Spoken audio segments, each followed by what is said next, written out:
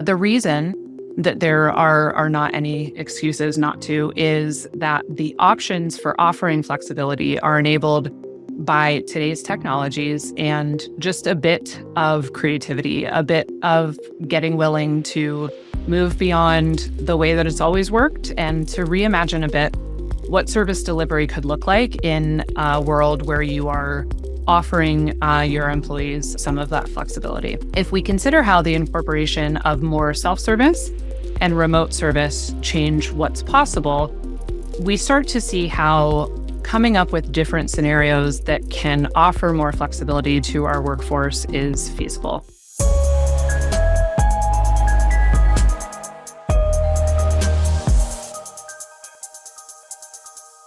Welcome to the Unscripted Podcast. I'm your host, Sarah Nicastro. The day has come for my 2025 service predictions, or as I'm going to refer to them today, my non-predictions. The reason I say that is every January, all different types of content creators, analysts, journalists, etc., are asked to share or decide to share predictions for the coming year. I've always found this challenging because the reality is none of us can predict the future. No one knows what is around the corner. And it's really hard to feel a sense of confidence or conviction in stating with certainty what is to come in the year ahead. That being said, it is something that I'm asked often, and I don't necessarily feel any of us can predict the future.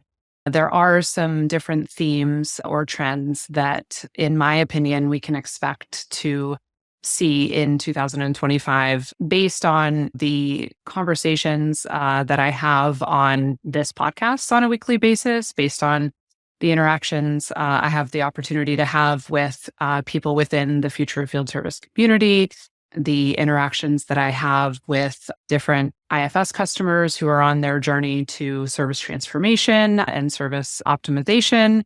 And of course, last year, we had the first ever Standout 50 Leadership Award and did a Standout Service Trends report with those leaders, in which we gathered some insights that I'll also reference today as I go through my non-predictions. So I have a few to share, and the first that I want to start with here is organizations will begin to offer the frontline workforce greater flexibility.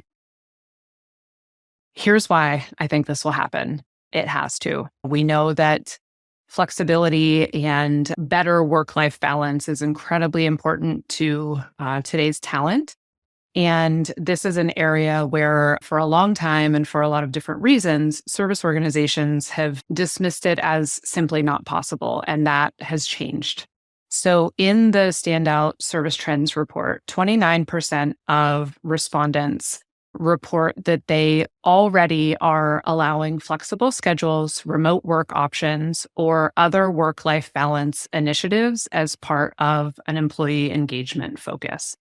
Now, if you didn't read the Standout Service Trends report or haven't heard me talk through some of the findings on the podcast before, I do want to mention that the Standout 50 was 50 leaders. They were nominated by peers and colleagues and folks within the industry based on the impact that they're making.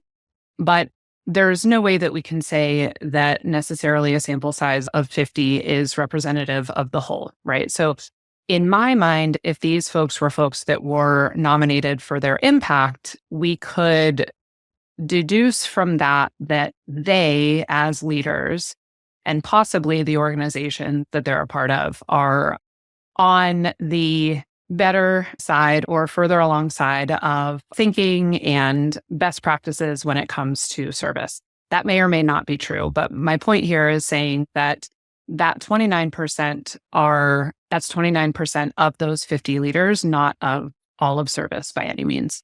But 29% of the Standout Service leaders who participated in that report are already offering some sort of flexibility. And I think that is tremendous. There really, though, is no excuse for others not to at this point. And that's why I think in 2025, we're going to see more and more of this. The reason that there are not any excuses not to is that the options for offering flexibility are enabled by today's technologies and just a bit of creativity, a bit of getting willing to move beyond the way that it's always worked and to reimagine a bit what service delivery could look like in a world where you are offering your employees some of that flexibility. If we consider how the incorporation of more self-service and remote service change what's possible, we start to see how coming up with different scenarios that can offer more flexibility to our workforce is feasible. In the Standout Service Trends report, 15% of respondents said that they have extensive self-service options in place and state that customers are responding well to those. And 52% currently have some self-service capabilities in place and are focused on expanding those. 3% of respondents have transitioned a significant portion of service delivery to be remote, and another 30% are in the midst of transitioning a portion of service delivery to be remote. So these and other changes give companies options for flexibility that would have been nearly impossible to achieve not too very long ago. I do believe companies that seize this opportunity are on the cutting edge of looking at things differently and leveraging today's tools to reimagine what's possible for the frontline workforce will have a significant advantage in the talent war. Now, this should go without saying, but organizations should be offering their workforce a lot more than just flexibility. That's certainly not the only thing that is important to talent. It isn't the only foundational pillar of employee engagement. This is simply an element that is desired by today's workforce that has long been dismissed as impossible in the service industry that is now entirely feasible. So that's why I think in 2025, we're going to see a lot more offering of flexibility, and it will be really interesting to see some of the different shapes that takes. That could be days that they work from home. That could be rotating schedules. It could be allowing them the opportunity to pick their start and end times for the day, et cetera. There's a number of different shapes that this can take. And that's where getting creative and understanding what's important to your workforce, understanding the constrictions of how you deliver service to your customers today and what could change in that regard to make new things possible. All of those things come into play, but they deduce down to the ability to offer more flexibility to the workforce. So that's number one. Number two, customer expectations will exploit service organization complacency. So it is incredibly challenging to keep pace with what customers want, but it is the name of the game. For a long time in this space, we've been talking about the consumerization and the influence of how the experiences that we can receive in our personal lives bleed over to what we expect from companies that we do business with in all areas of our lives. And so I believe that many service organizations are soon going to face the consequence of sitting pretty or maintaining the status quo when they could have or should have been innovating. One of the data points from the Standout Service Trends report that drove this home for me is that respondents shared that when asked what's most important to customers, wanting peace of mind or guaranteed uptime / performance was second on the list. So it's the second most important thing to the respondents' customer base. Yet only 26% of respondents are offering outcomes-based services. And perhaps more importantly, 26% still offer only reactive or transactional break-fix service. So that shows this divide between what's important to customers and where these organizations are in terms of evolving their service offerings to provide that peace of mind that we know is important. So what was once effective at setting service apart has in many instances become table stakes. We've talked a lot in the past about soft skills, prompt response, high degree of first-time fix. There are a number of companies who are still struggling to shore up those strengths And those companies are falling behind the organizations who have shifted to modernizing their service value proposition along with modernizing service delivery itself. I think that this is the pace at which customer expectations are evolving is really going to magnify the gap that exists between service organizations who have taken the initiative to be innovative, to keep on top of trends, to keep pace with change, to understand what's important to their customers, and to continue to evolve their operations and their offerings accordingly, and those who have just stayed complacent and maintained the status quo. This evolution in progress, or foreshadowing of a reckoning, if you will, is also suggested by the wide range of KPIs that are used to measure service success today. When we asked respondents in the Standout Service Trends report how they measure performance of their service teams, some mentioned things like CSAT and NPS, but there were quite a few who still solely rely on metrics like productivity, efficiency, and utilization, which, don't get me wrong, are quite important, but when used in a vacuum can be at odds with evolving an operation beyond that transactional service mentality. So the lesson here is that customer-centered innovation is essential, whether that means the development of new service offerings, an evolution of service delivery, incorporation of more sophisticated technology to allow things like greater personalization or more extensive information to your customers, or more than likely a combination of all of these things. And measuring the performance of your workforce based on the success factors of today's business, not yesteryear's, is a must. So I think this reckoning is something that we'll see quite a bit of in 2025. Number 3. Organizations will be forced to reconcile technology debt and invest in more modern service management. So when we think about what is possible in terms of customer-centric innovation, or we think about what's possible in terms of really changing the employee value proposition, both things should contribute to companies' overall performance in a positive way. When we think about what's possible, so many of the areas of opportunity rely on technological innovation. And so the importance of a scalable, sophisticated digital foundation in today's service landscape can't be overstated. However, in the Standout Service Trends report, 20% of respondents said that their core service management platform is not ideal and are currently evaluating or implementing an alternative. And 59% more reported that their service management platform is capable, but not ideal for the future state of their operations.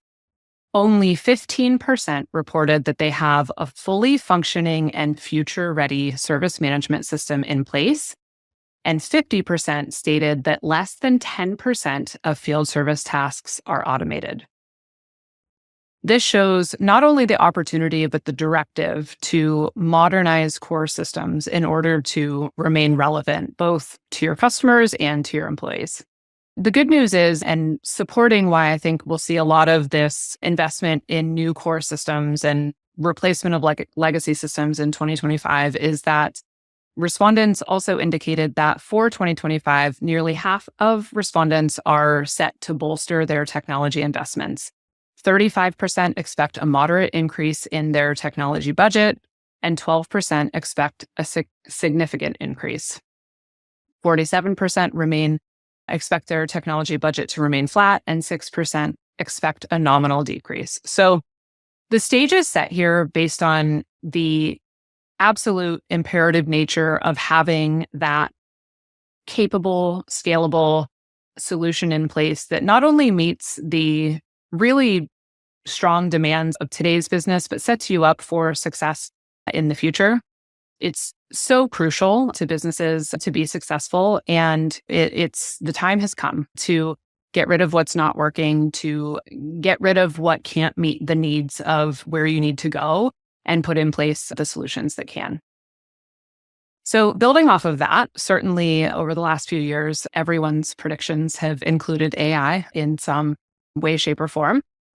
And my next non-prediction, if you will, is that I believe we will witness some major service-centered AI successes, but also the first major missteps. So the AI buzz that has had the industry in a stronghold over the last couple of years is warranted. It is. I've said before, I actually shared in my predictions last year that the buzz started as buzz and companies started taking action, and the intelligence that AI can bring to an organization is the next significant milestone in digital transformation or in the digital journey.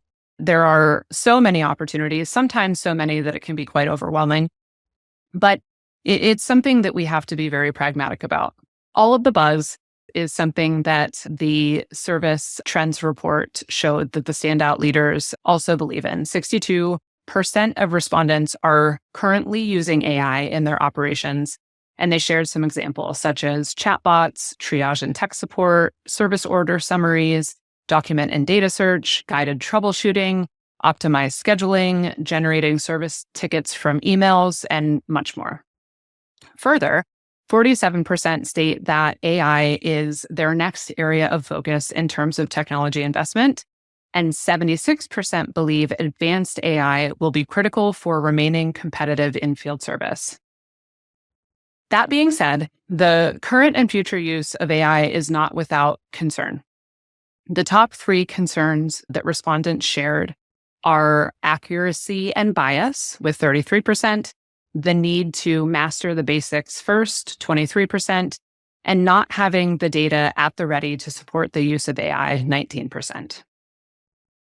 Personally, I think it's positive that leaders were very open and upfront about the concerns that they have, because we will see more missteps by those who are just racing and rushing into expanding their AI use than we will those who do have some concerns and are doing their due diligence and making sure that they're being pragmatic in their approach.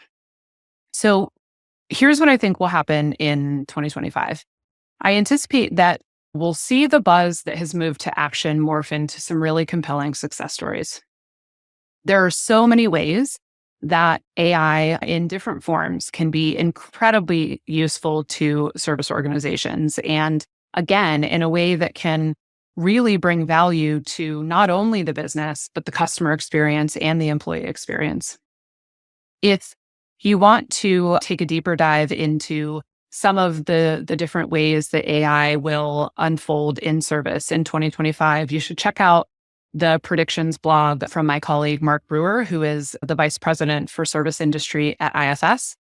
You can find that at blog.ifs.com.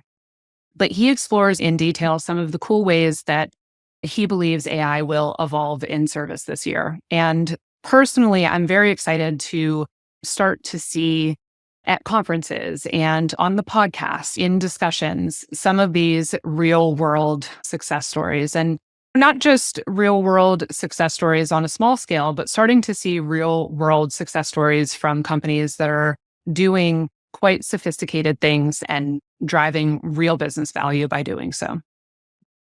But while I'm excited to see how companies put AI to work for their businesses, for their customers, for their employees, I also fully expect that we will inevitably really see some major missteps, ones that could be quite significant.